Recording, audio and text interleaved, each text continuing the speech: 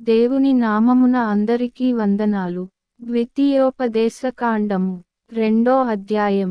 మరియు యెహోవా నాతో చెప్పినట్లు, మనము తిరిగి ఎర్రసముద్ర మార్గమున అరణ్యమునకు ప్రయాణమైపోయి బహుదినములు శేయీరు మన్నెము చుట్టూ తిరిగితిమి. అంతట యెహోవా నాకు ఇలాగు సెలవిచ్చెను, మీరు ఈ మన్నెము చుట్టూ తిరిగిన కాలము చాలును.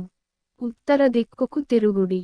మరియు నీవు ప్రజలతో ఇట్లనుము, శేయీరులో కాపురమున్న ఏశావు సంతానమైన మీ సహోదరుల పొలిమేరను దాటి వెళ్ళబోవుచున్నారు.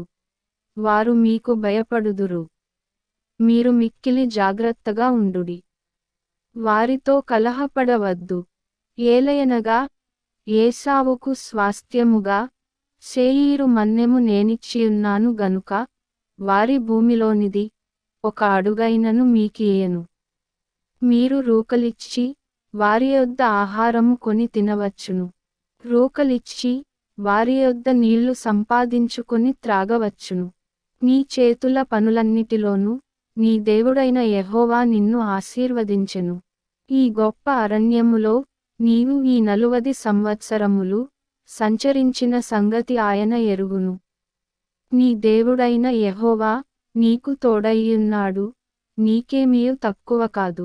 అప్పుడు శేయీరులో నివసించు ఏశావు సంతానపు వారైన మన సహోదరులను విడిచి ఏలతు, ఎస్సోన్గెబెరు, అరాబా మార్గము నుండి మనము ప్రయాణము చేసితిమి. మనము తిరిగి మోయాబు అరణ్య మార్గమున ప్రయాణము చేయుచుండగా యెహోవా నాతో ఇట్లనెను, మోయాబీయులను బాధింపవద్దు, వారితో యుద్ధము చేయవద్దు. లోతు సంతానమునకు 6 దేశమును స్వాస్థ్యముగా ఇచ్చితిని, వారి భూమిలో ఏదియు నీకు స్వాస్థ్యముగా ఇయ్యను. పూర్వకాలమున ఏమీయులను వారు 6 దేశములో నివసించిరి. వారు అనాకీయులవలే ఉన్నత దేహులు, బలవంతులైన బహుజనులు. వారును అనాకీయులవలే రెఫాయీయులుగా ఎంచబడిన వారు.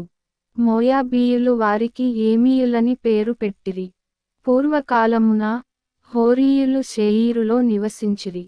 ఇశ్రాయేలీయులు యెహోవా తమకిచ్చిన స్వాస్థ్యమైన దేశములో చేసినట్లు ఏశావు సంతానపువారు హోరీయుల దేశమును స్వాధీనపరచుకొని తమ ఎదుట నుండి వారిని నశింపజేసి వారి దేశములో నివసించిరి.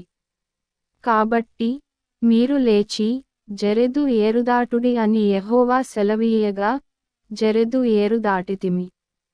మనము కాదేషు బర్నేయలో నుండి బయలుదేరి జెరెదు ఏరుదాటు వరకు, అనగా యెహోవా వారిని గూర్చి ప్రమాణము చేసినట్లు సైనికులైన ఆ మనుష్యుల తరమువారందరూ సేనలో నుండకుండా నశించు వరకు మనము నడిచిన కాలము 38 సంవత్సరములు.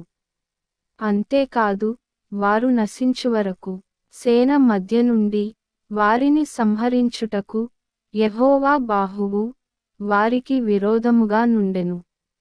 సైనికులైన వారందరూ ప్రజలలో నుండి లయమైపోయిన తరువాత యెహోవా నాకు ఇలాగు సెలవిచ్చెను, నేడు నీవు మోయాబునకు సరిహద్దుగానున్న 6 దేశము దాటబోవుచున్నావు. అమ్మోనీయుల మార్గమున వెళ్ళునప్పుడు వారిని బాధింపవద్దు, వారితో యుద్ధము చేయవద్దు. ఏలయనగా లోతు సంతానమునకు దానిని స్వాస్థ్యముగా ఇచ్చినందున అమ్మోనీయుల దేశములో నీకు స్వాస్థ్యము నీయెను. అదియు రెఫాయీయుల దేశమని ఎంచబడుచున్నది. పూర్వమందు రెఫాయీయులు అందులో నివసించిరి. అమ్మోనీయులు వారిని జంజుమ్మీమయులందురు. వారు అనాకీయుల వలె ఉన్నత దేహులు, బలవంతులైన బహుజనులు. అయితే యెహోవా అమ్మోనీయుల ఎదుట నుండి వారిని వెళ్ళగొట్టెను గనుక అమ్మోనీయులు వారి దేశమును స్వాధీనపరచుకొని వారి చోట నివసించిరి. అట్లు ఆయన శేయీరులో నివసించు ఏశావు సంతానము కొరకు చేసెను. ఎట్లనగా ఆయన వారి ఎదుట నుండి హోరీయులను నశింపజేసెను గనుక వారు హోరీయుల దేశమును స్వాధీనపరచుకొని నేటి వరకు వారి చోట నివసించుచున్నారు. గాజా వరకు గ్రామములలో నివసించిన ఆవీయులను కఫ్తోరులో నుండి బయలుదేరి వచ్చిన కఫ్తారీయులు నశింపజేసి వారి చోట నివసించిరి. మీరు లేచి సాగి అర్నోను ఏరుదాటుడి. ఇదిగో అమోరీయుడైన హెష్బోను రాజగు సీహోనును అతని దేశమును నీ చేతికి అప్పగించితిని. దాని స్వాధీనపరచుకొన మొదలుపెట్టి అతనితో యుద్ధము చేయుడి. నేడు నేను నీవలని భయము, నీవలని వెరపు, ఆకాశము క్రిందనున్న సమస్త దేశముల వారికిని పుట్టింప మొదలు పెట్టుచున్నాను. వారు నిన్ను గూర్చిన సమాచారము విని నీ ఎదుట వణకి మనోవేదన నొందుదురు. అప్పుడు నేను కెదెమోతు అరణ్యములో నుండి హెష్బోను రాజైన సీహోను నొద్దకు దూతలను పంపి నన్ను నీ దేశము గుండా దాటిపోనిమ్ము, కుడియెడమలకు తిరుగక త్రోవనే నడిచిపోవుదును. నా యొద్ద రూకలు తీసుకొని తినుటకు భోజన పదార్థములు నాకిమ్ము.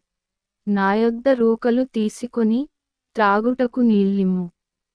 శేయీరులో నివసించు ఏశావు సంతానపువారును ఆరులో నివసించు మోయాబీయులును నాకు చేసినట్లు మా దేవుడైన యెహోవా మాకిచ్చుచున్న దేశములో ప్రవేశించుటకై యొర్దాను దాటువరకు కాలి నడకచేతనే నన్ను వెళ్ళనిమ్మని సమాధానపు మాటలు పలికించితిని.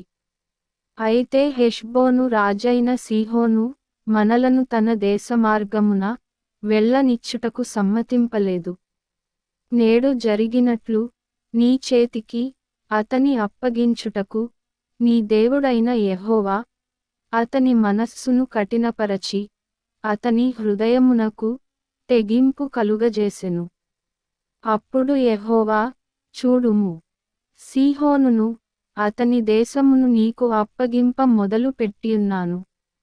అతని దేశము నీదగునట్లు నీవు దాని స్వాధీనపరచుకొన మొదలు పెట్టుమని నాతో చెప్పెను.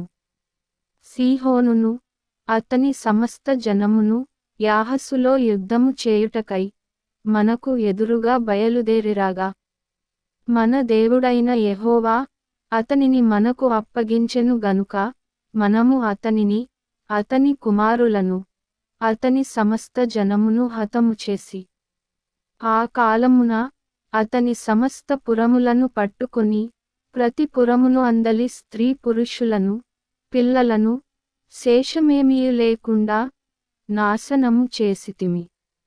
పశువులను మనము పట్టుకొనిన పురముల సొమ్మును దోపిడిగా దోచుకుంటిమి.